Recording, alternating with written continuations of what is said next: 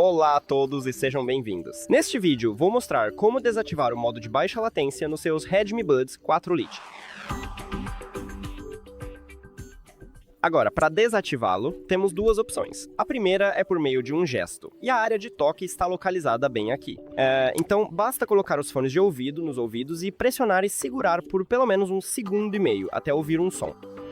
Então, pressione e segure ambos os fones de ouvido, e agora eu desativei. Agora, deixe-me ativá-lo novamente, e a segunda opção é colocar os fones de ouvido no estojo de carregamento e fechar o estojo. Depois disso, abra o estojo de carregamento.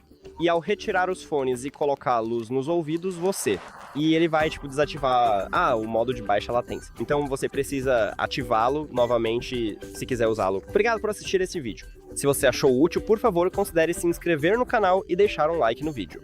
Até a próxima!